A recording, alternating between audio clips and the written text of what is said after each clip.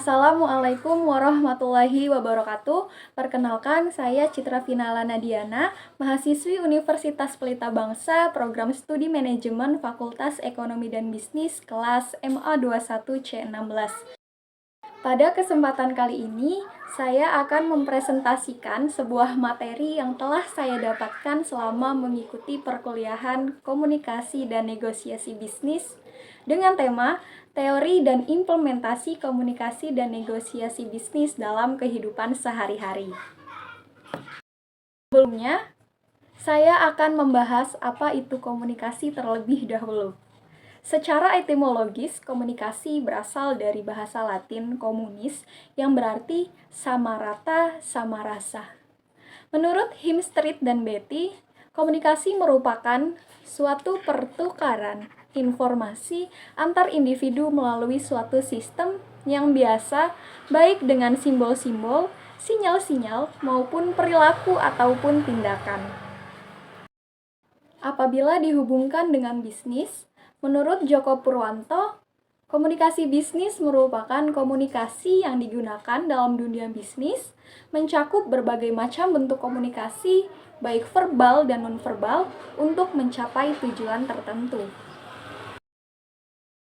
Komunikasi bisnis memiliki beberapa karakteristik tertentu, yaitu pesan bisnis disusun dengan memperhatikan batasan biaya dan waktu. Mengapa demikian? Ya, karena tujuan dari bisnis itu sendiri yaitu untuk mencari keuntungan, maka dari itu biaya merupakan salah satu aspek yang perlu diperhatikan, terutama dalam melakukan komunikasi bisnis. Karakteristik dari komunikasi bisnis yang selanjutnya yaitu pesan disusun untuk audiens atau penerima yang membutuhkan informasi. Jadi, dalam menyusun sebuah pesan dalam komunikasi bisnis harus menyesuaikan dengan informasi yang dibutuhkan oleh penerima atau audiens. Selanjutnya, pesan harus mempertimbangkan pengaruhnya terhadap audiens. Jangan sampai pesan yang kita sampaikan malah menimbulkan kerugian bagi bisnis. Karakteristik dari komunikasi bisnis lainnya yaitu pesan biasanya disusun lebih dari satu tujuan. Bentuk-bentuk dari komunikasi ada dua, yaitu komunikasi verbal dan komunikasi nonverbal. Komunikasi verbal adalah komunikasi yang disampaikan kepada pihak lain dengan melalui lisan ataupun tulisan. Sedangkan komunikasi nonverbal adalah komunikasi yang disampaikan kepada pihak lain dengan tanpa melalui lisan atau tulisan. Terus pakai apa dong? Nah, komunikasi verbal ini menggunakan sinyal-sinyal, simbol-simbol, gerak tubuh, dan yang lainnya. Contoh komunikasi verbal dalam kehidupan sehari-hari yaitu mengirimkan pesan kepada seseorang melalui email. Nah, ini merupakan komunikasi verbal karena menyampaikan pesan dalam bentuk tulisan. Selanjutnya, mengobrol dengan teman, baik melalui telepon atau secara langsung. Ini merupakan contoh komunikasi verbal dengan lisan. Contoh selanjutnya yaitu mempresentasikan makalah dalam acara seminar. Selanjutnya, menonton televisi.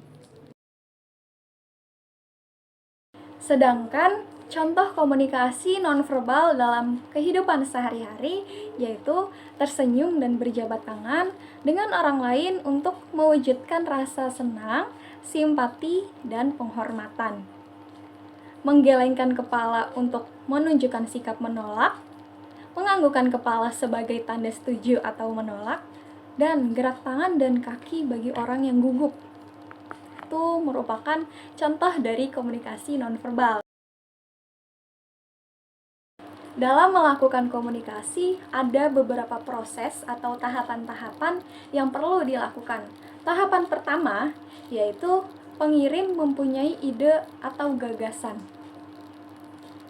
Selanjutnya, pengirim mengubah ide tersebut menjadi sebuah pesan. Tahapan yang ketiga yaitu pengirim menyampaikan pesan.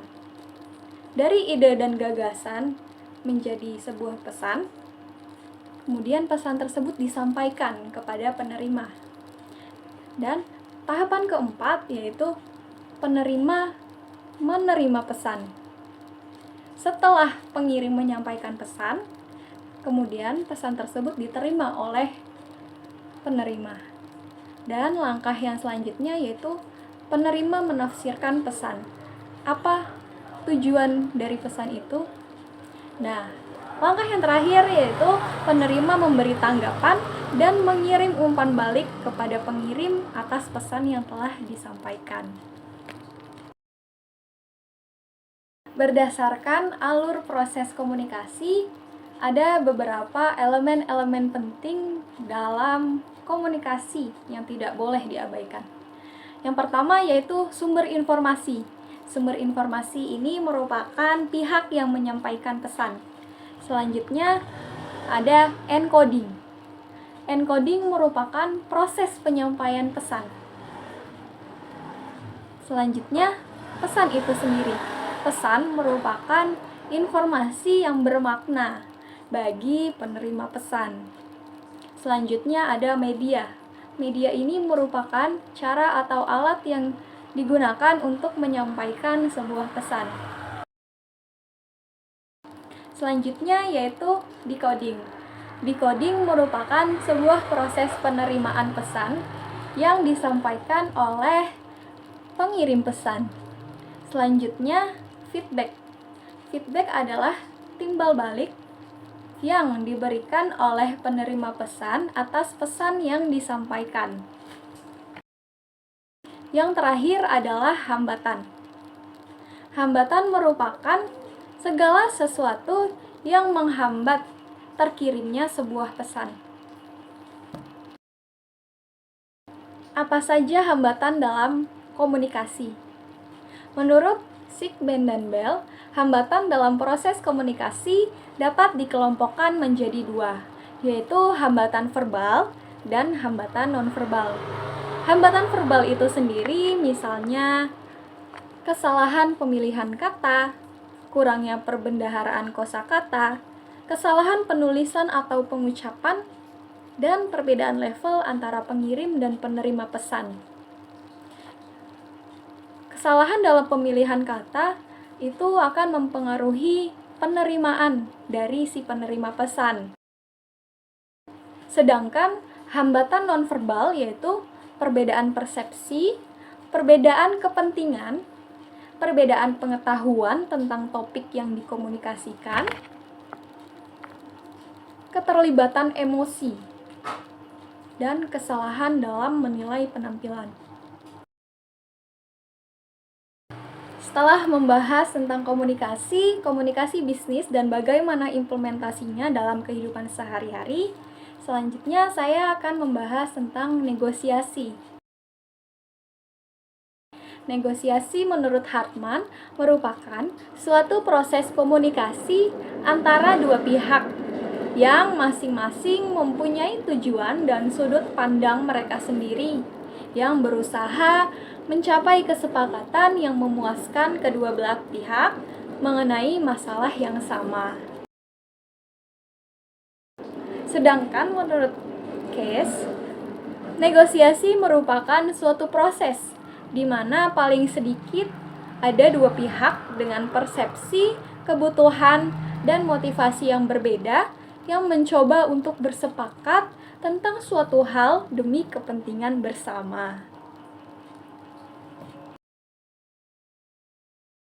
Apabila dihubungkan dalam konteks bisnis, negosiasi bisnis adalah keadaan di mana ada dua atau beberapa pihak yang saling berinteraksi, mempengaruhi, dan juga bertransaksi untuk mencapai kesepakatan yang menguntungkan dalam menjalankan bisnis.